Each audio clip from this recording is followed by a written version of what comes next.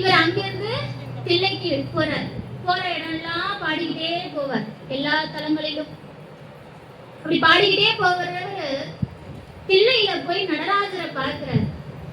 தன்னை மறந்து நின்றாராம் சுந்தரர்.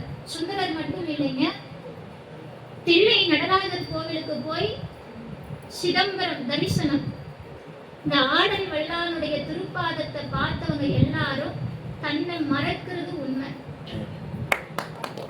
அந்த ஒரு க்ஷணம் நம்மளை சுத்தி என்ன நடக்குது, நமக்குள்ள என்ன நடக்குது, எதுவுமே புரியாது, எதுவுமே புரியாது.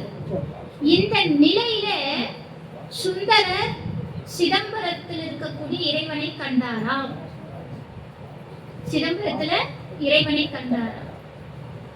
அந்த வரி பாருங்க, 5 பேரறிவும் கண்களே கொள்ள அளப்பெரும் கரணங்கள் 4ம் சிந்தையே ஆக குணம் 3ம் திருந்து சாத்வீகமாக அப்படின்பார். சாத்வீக குணம் மேலோங்கி இறைவனை பார்த்துட்டு இருக்கிறாராம். அவனுக்குள் தன்னை மூழ்கினாராம். இதை விட மேல சிவபெருமான் சுந்தரனுக்குள்ள மூழ்கிட்டு இருக்கிறார். இது எங்க வருது அப்படின்னா சேரமான் வரலாறுல வருது. சேரமான் பெருமான் என்ன பண்ணிட்டு இருக்கிறார், பூஜை பண்ணிக்கிட்டு இருக்கிறார். அவருக்கு எப்பவுமே பூஜை பண்ணும்போது பூஜையினுடைய முடிவில் இவருடைய பாத சிலம்போசை கேட்டுருணும். கேட்கலன்னா அந்த பூஜையை நிவர்த்தி பண்ண மாட்டார்.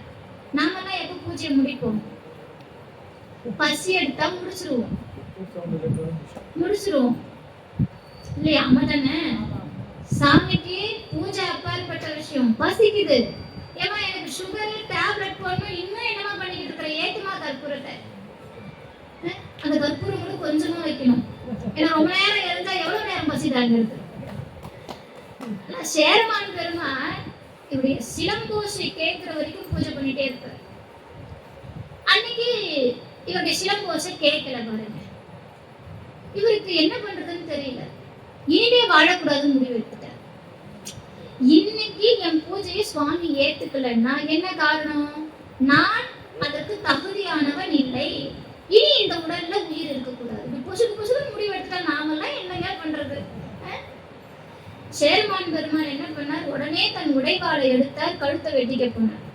வேகமா கேக்குது சிலம்பொலி சத்தம், வழக்கத்துக்கு மாறா கேக்குது. சுந்தரர் சேரமான் கேட்கிறார் இறைவனை, ஏன் லேட்டு? எந்த தெய்வத்தை பார்த்தாவது நம்மால கேள்வி கேட்க முடியுமா?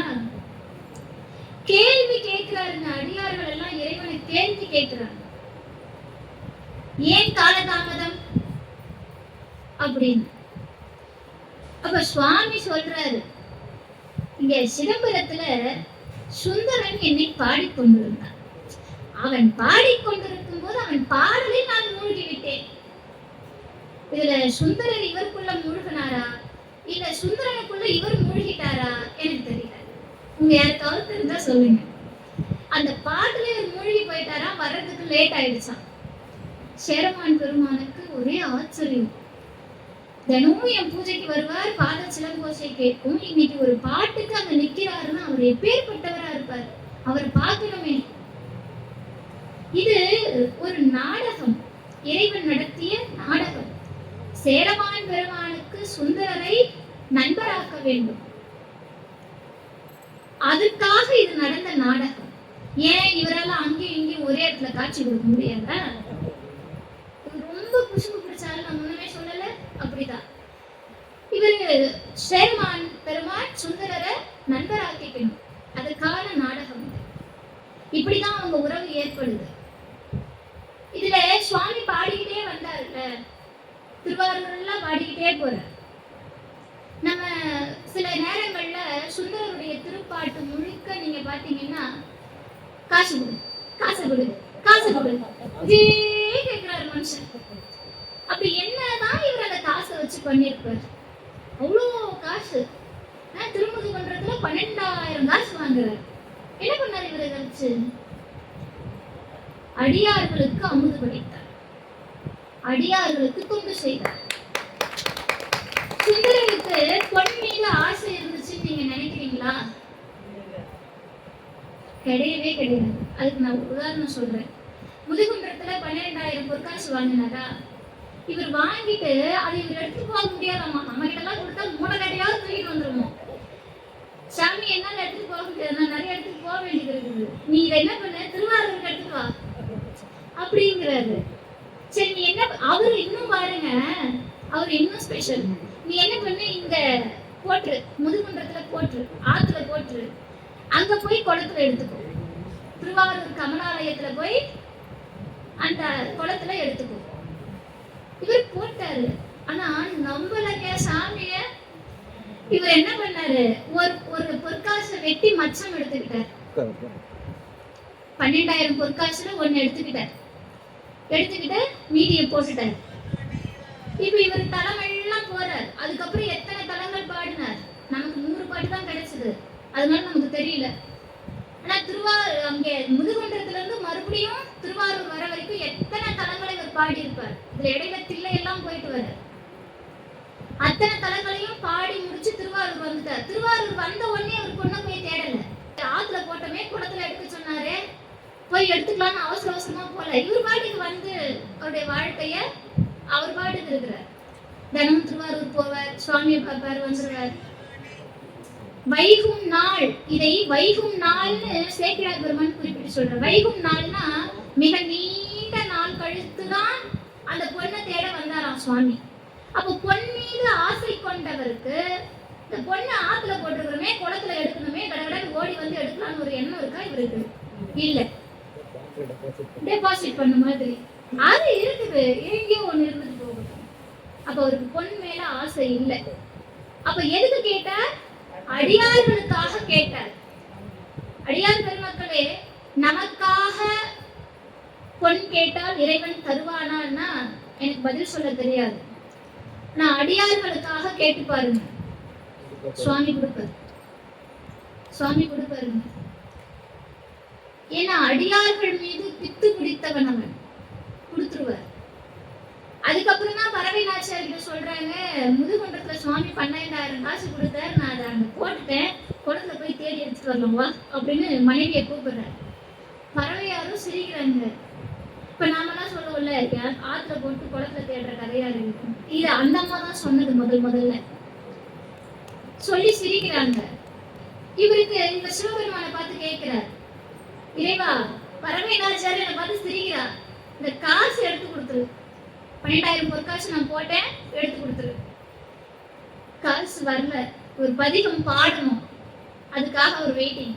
பதிகம் பாடினாதான் காசு கொடுப்பார். இதுல நமக்கு ஒரு செய்தி உண்டுங்க, இறைவனை தமிழால பாடினா காசு தருவான், தேவாரம் பாடினால் காசு தருவான்.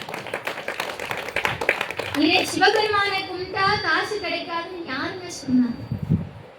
பொற்காசுகளா கொட்டியவன், சங்கநிதி பதுமநிதிக்கு அதிபதியான குபேரனுக்கு படி அளக்கிறது இவர் தானே. அந்த குபேரனை தனக்கு நண்பனாக்கி வச்சிருக்கிறார். இந்த குபேரன் தான் கைலாயத்துல சிவபெருமானுக்கு ஒப்பனையாளரும் வரவு செலவு எழுதுற கணக்காளரும், தெரியுமா? அப்படியே இதை உருவகப்படுத்திக்கோங்க. கைலாயத்துக்கு நம்ம போறோம். இப்ப கைலாயம் போறோம், என்ட்ரன்ஸ்ல யாரு இருப்பா? வரவேற்பாளர் இருப்பாங்க. இந்த வரவேற்பாளர் யாரு?